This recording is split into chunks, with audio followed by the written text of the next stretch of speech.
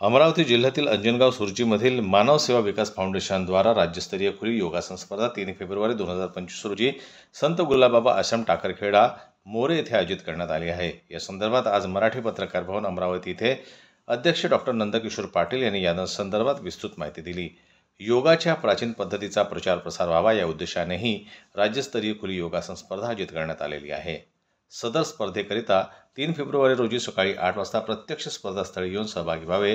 याच दिवशी दुपारी बक्षीस वितरण करण्यात येणार आहे। अर्ज करण्याकरता आधार कार्ड, 3 फोटो, शाळा सोडल्याचा दाखला, जन्म प्रमाणपत्र, आरोग्य प्रमाणपत्र आवश्यक आहे। सदर स्पर्धेमध्ये जास्तीत जास्त संख्येने विद्यार्थी, योगा साधक, महिला, पुरुष विद्यार्थी, वयोवृद्ध असे सर्व सहभागी होऊ शकतात। मोठ्या संख्येने शाळा, महाविद्यालय, जिल्हा परिषद शाळा, इंग्लिश स्कूलचे विद्यार्थी तसेच व्यायामशाळा, कोचिंग क्लासेस, कम्प्युटर सेंटर, क्रीडा अकॅडमी, सर्वसाधारण जनता इत्यादी सर्व क्रीडाप्रेमी यामध्ये सहभागी होऊ शकतात। महत्त्वाचं म्हणजे 8 वर्ष ते खुल्या वर्ग म्हणजेच 100 वर्षापर्यंत सर्व सहभागी होऊ शकतात। मानवसेवा पॅरामेडिकल कॉलेज आणि मानवसेवा विकास फाउंडेशन या संस्थेकडून आम्ही आलेलो आहोत। मानवसेवा विकास फाउंडेशन या संस्थेतर्फे ही स्पर्धा आयोजित करण्यात आली आहे। स्पर्धेचं नाव आहे राज्यस्तरीय योगासन खुली स्पर्धा।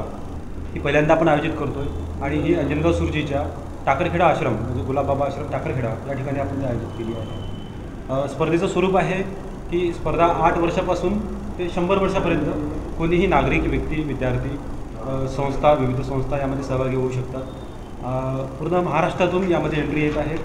मुंबई दिल्लीपासून तर नागपूरपर्यंतच्या सगळ्या एंट्री यामध्ये आहेत आणि ही स्पर्धा राज्यस्तरीय आयोजित होत आहे। या स्पर्धेला 250 रुपये शुल्क ठेवण्यात आलेलं आहे।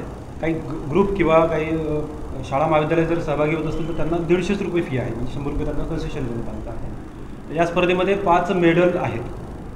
प्रत्येक गटाला 6 गट आहेत।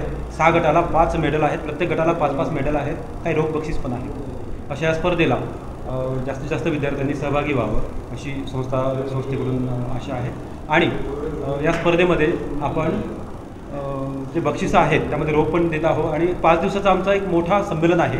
त्यामध्ये योगा आणि निसर्गोपचाराचं संमेलन आहे जे 30 तारखेपासून सुरू होत आहे, 30 जानेवारीपासून तर 3 फेब्रुवारीपर्यंत असं एक मोठं संमेलन होत आहे। त्या संमेलनामध्ये आपण शेवटच्या दिवशी म्हणजे 3 फेब्रुवारीला हे आयोजन केलेलं आहे। हे आयोजन भव्यदिव्य असेल आणि या आयोजनामध्ये जास्तीत जास्त विद्यार्थ्यांनी आणि योग साधकांनी, ज्यांना योग करायचा आहे, त्यांनी सहभागी व्हावं अशी आपली आशा आहे।